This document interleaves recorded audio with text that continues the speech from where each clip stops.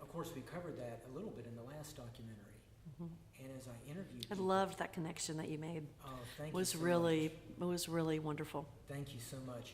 We interviewed, I think Celeste Kruger was our first interview where we approached that topic. And we started talking about that. And during the interview, I thought, wow, this is a natural, not only for another documentary, but to include it here and show the parallel. And yeah, to me, I see that very clearly between today and 50 years ago. Now, do you have any African Americans on your interview list? Yes. Such an important. Absolutely. I'm calling Nat Glover, who I've interviewed Good. before. He would be great. He's been out of town, and I've been talking to his secretary, and I'm going Okay. to call him today. He's going to get back in town All right. today. Hopefully, he'll do it. I'm also trying to get, people from the other Well, you side. know who introduced the HRO bill Yes. was Warren Jones. And I definitely want to interview Yeah, him. you need Warren. So I'm going He was to get really a him. hero in this, and he got a lot of pushback. He suffered. Yeah. I definitely want to talk to him. And I'm trying to find an African-American pastor who supports the bill. And I'm sure there are some, but right at the moment I'm looking around. And of course, we're trying to get the other side. We want to be fair, but we're having difficulty getting people to agree to do interviews who are from that side. On the last one, you may have seen, we found one pastor who was willing to talk.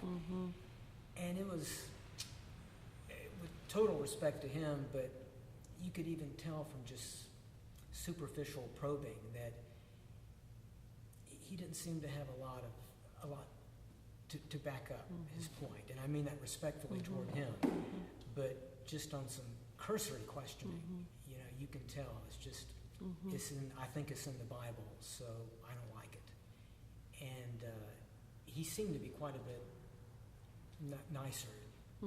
The rhetoric was not as harsh as we've heard in the past from some other people, but still, it's there. Anyone from the Jewish community? Yes, we were talking with someone from the Jacksonville Jewish Center, Okay, and I've got him set up for next week. Good. Jonathan his Leaf? Yeah, I haven't mastered the pronunciation of his name.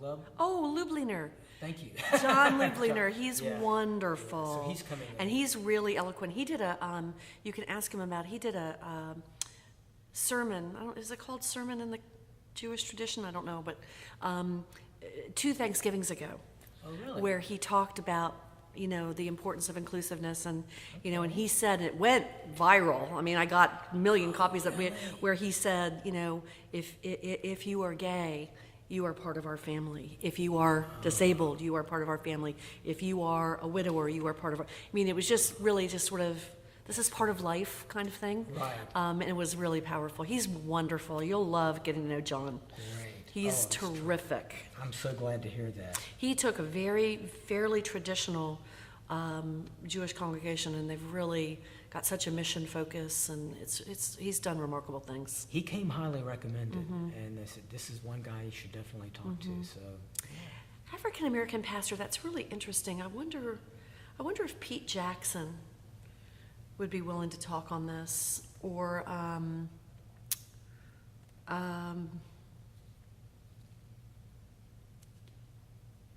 I bet Pete would. He leads a church in Springfield, right at 6th and Main. Okay. I'll get in touch with him. He's a pretty cool guy. Good.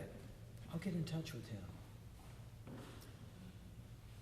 Okay. Yeah, thank you. Okay. Very good. Thank you for that name. I will. Sure. I've not heard of him before. Yeah, he's a good guy. All right.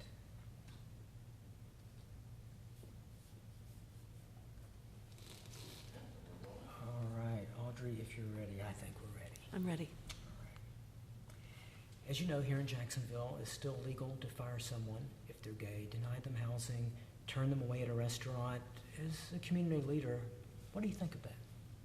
I think it's a very sad situation for our city to be in. The rest of the country is embracing the fact that to be everything we can be as a country, we need to respect everyone in this country, every human being. And Jacksonville has been slow on this. And I love this city very much, but it is a sad commentary on where we are as a community if we can't pass an ordinance that says every one of our citizens deserve equal rights to each other. You're a senior VP at Baptist Health. I am. Does Baptist take a position on this? I don't know that we have a formal position. I will tell you that the leadership at Baptist Health is very committed to the mission of the organization, which is to treat every individual with dignity and respect. We get to do that in times of health crisis for those individuals, but as a mission-focused organization, we're very, very committed to every individual's rights. So I'm proud of the leadership at Baptist for that. I'm finding that many business leaders in the community support the amendment to the HRO. Is that true? Oh, absolutely. The CEO of Baptist was a leader in that, and many of our business community supported that ordinance vigorously. Our Chamber of Commerce came out publicly to endorse it via resolution, and we had widespread support across the community from a business perspective. Jacksonville is the largest city in Florida without the amendment to the ordinance. One of the very few large cities in the country without this addition to the ordinance. Have we already lost out in terms of business? I believe we have. Anecdotally, I've been told several instances where companies were perhaps looking at Jacksonville and decided, based on a variety of factors, but the fact that we had no human rights ordinance as one of those factors, chose to look elsewhere. In my experience in economic development in Jacksonville goes back about 25 years, and what I learned during that time is corporations, especially CEOs who care deeply about their workforce, want to be sure that they're bringing their people, their employees, to a community that's going to embrace them, no matter who they are. And unfortunately, Jacksonville at this point in time has a little bit of a question mark in that regard. And how does a CEO from Minneapolis or Denver or Seattle moving to Jacksonville, how does he tell his gay employees, here's where we're moving, you're not quite equal to everybody else? He or she can't do that. Any CEO that has a real affinity for their employees and understands that the happiness of your employees is key to productivity can't with a straight face say Jacksonville's the place right now. I believe that'll change, but it certainly can't be fast enough. You mentioned downtown development, and I know you've been very active in that for many, many years. A lot of people probably separate the issue between downtown development and the HRO and gay rights, but aren't those things somewhat intertwined? Oh, I believe they are. Quality of life has many different components, and one of those is how a community embraces diversity, how inclusive a community is, and with that comes economic vibrancy. Downtown has, everybody said for years, been this sort of untapped, unpolished jewel. What can we do? If we make our entire city more inclusive, and we embrace diversity in not only covert but overt ways, that's when our city is going to take off as a whole. That's when you're going to find businesses large and small, people wanting to take risks on our community because they know we're going somewhere. They know we're positioned for the future. Right now, it doesn't look like we're positioned for the future. And investors, which is what we need downtown, need to believe we're committed to that vibrant future.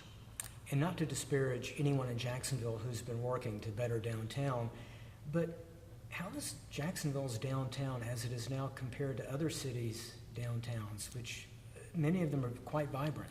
Oh, we're not near where we need to be or where we can be. We lag behind in terms of downtown development. Now we have a new downtown investment authority with a new leader, a mayor who has energy behind downtown.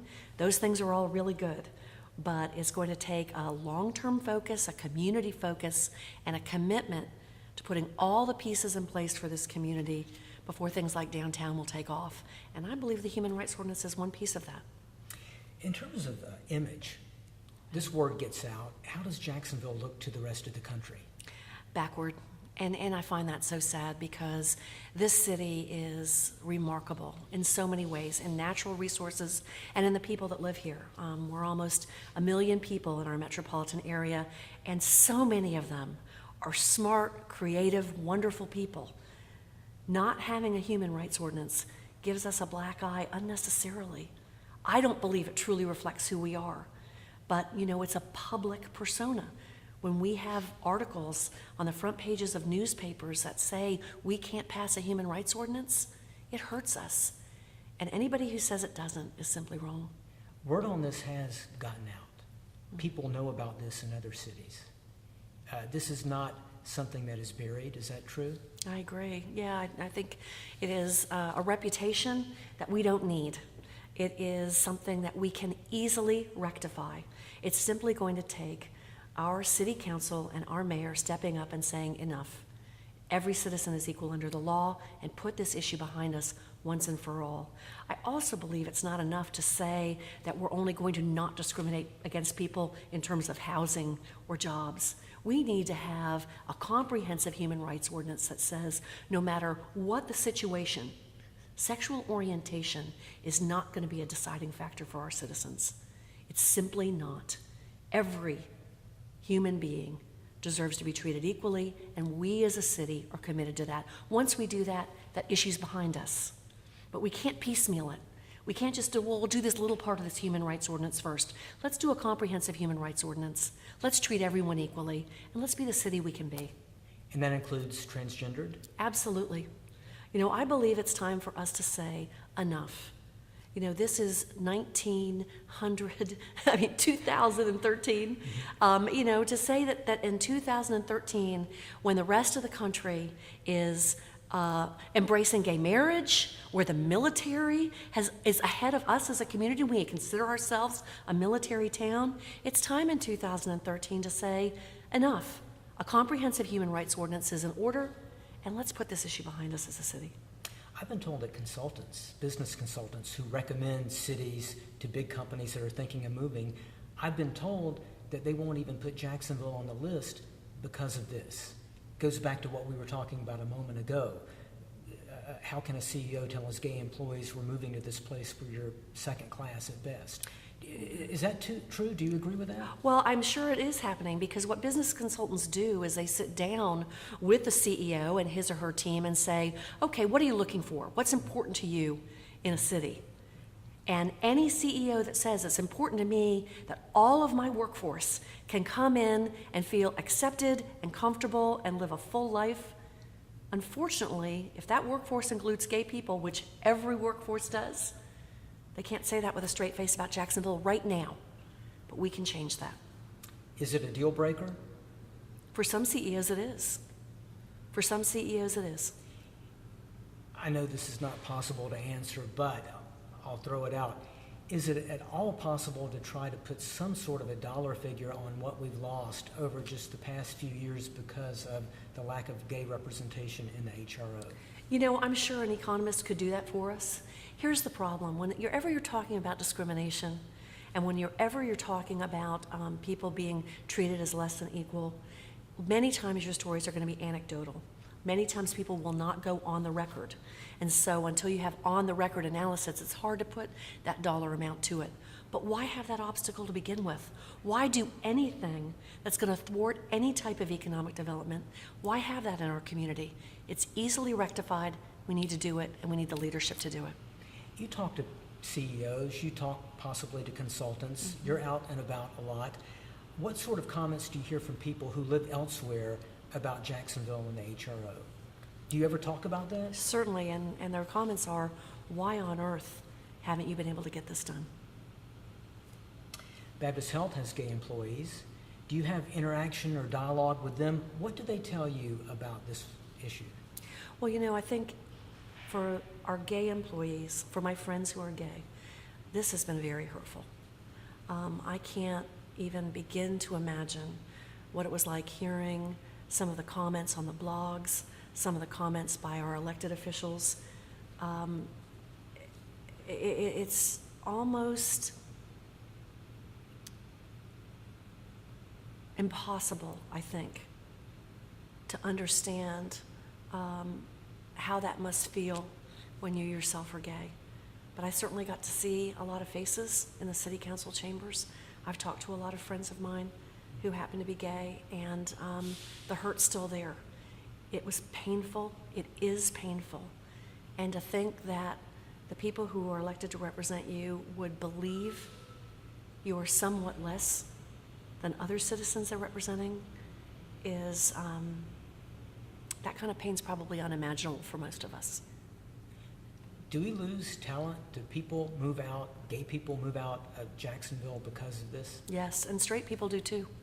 I mean, it's really interesting. This caused a lot of furor and a lot of concern about, especially among young people in Jacksonville. I will tell you, my 4 children, which are now all in college or in the workforce, they wonder about Jacksonville's future.